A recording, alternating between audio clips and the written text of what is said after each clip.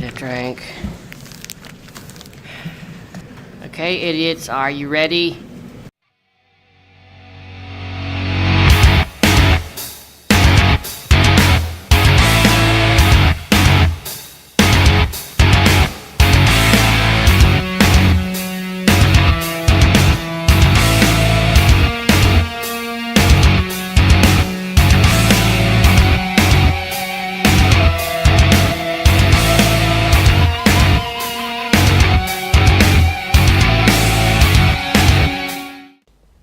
Hi guys, welcome back to the channel.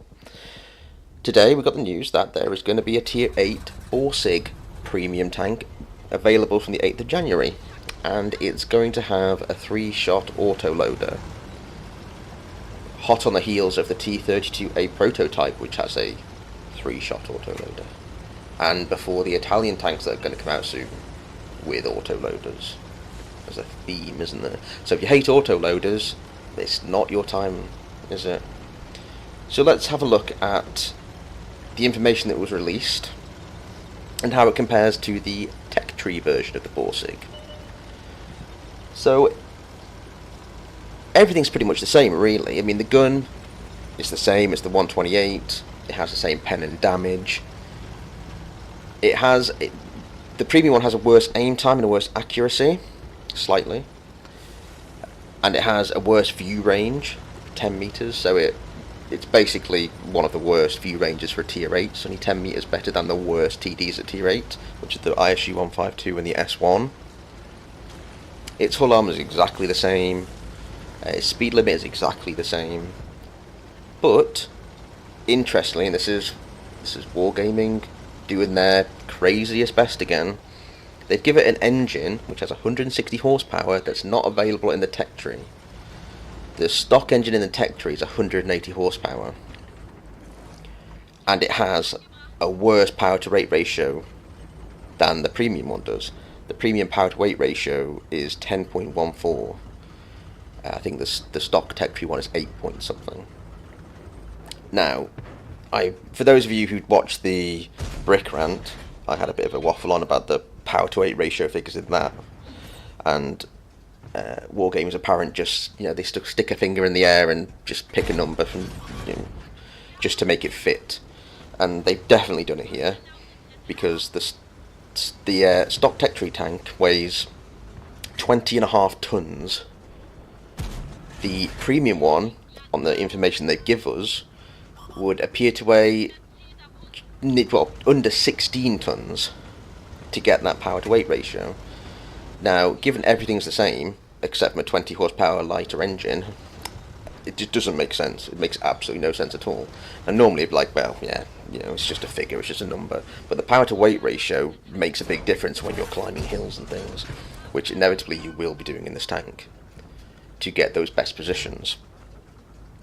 So they've really gone to town trying to sell this, and it's good looks. I mean, it's a good looking tank. I mean, I'm not going to deny that. If it didn't have the autoloader, I'd be tempted to buy it. In fact, I think I'd like to see the auto-loading gun in the tech tree as an option for the tech tree tanks. I think that would work, but, where's the monetization fun in that? So the 3 reasons that Wargaming say that this deserves a spot in your garage is awesome auto-loading firepower. Yeah, well, yes, it can pack probably around, on a good day, 1500 in a clip. They've not given the stats for the intricate reload, but it's a German autoloader, so it should be fairly quick. So what else do they say here? Your enemies would flee at the sight of the Iron Rain Borsig if they could detect you. Well, they're going to detect you. This has 360 meter view range, so you can't hide at the back. Well, you can hide at the back, and you rely on your other tanks to spot things so you can chai snipe them, but you'll need all your camo skill, you will need all your view range skills in there.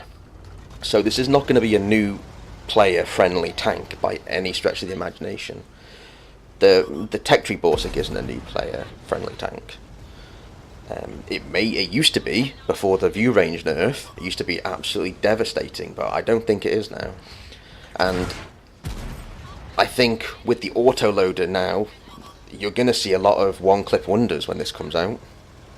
Much like the waffle. You know, you'll start the game, they'll roll up, dump 1500 damage into you, and then die quickly. And I think that's what's going to happen here. Is it worth it? Well, who knows. 11,900 for the base packages. To be fair, it's quite cheap for Wargaming now. I will reserve my judgment on that until someone does a review when it's released. So hopefully, you know, Captain Beardface will be on there, Choppermere, all these guys can get in and get amongst it and see what's going on. I'll reserve my judgment till then. I'm skeptical, obviously, as you can tell by this video. This is going to be an overhyped tank that people are going to think is going to be overpowered, and it's certainly not going to be overpowered. With 1100 hit points, you'll be, most of the time, if you don't hide somewhere, you will be dead before you reload. The reload time is meant to be around 55 seconds, I believe. So tier 8 and above heavies, mediums, they'll be able to reload enough to clip you out before you reload. And with the speed, we all know how, well, those have the Borsig tech tree version know how slow it is getting around when it's fully uprated past the 200 brake horsepower engine. It's not the quickest moving around. It gets up to 35 on a good day, but it's pretty slow moving around traverse. So until we get the first reviews, that's kind of like a pre-review, I think. A good looking tier 8 premium. But I fear the gimmick of the auto-loading gun may have gone too far with this. And I definitely think this gun should have been an option in the tech tree rather than putting it on a premium. But like I said, where's the fun if you can't monetize it? Okay guys, I'll leave it there, and I'm sure, like me, you'll be waiting for all the videos to come out when this is released very soon. Thanks for watching, and I'll see you next time.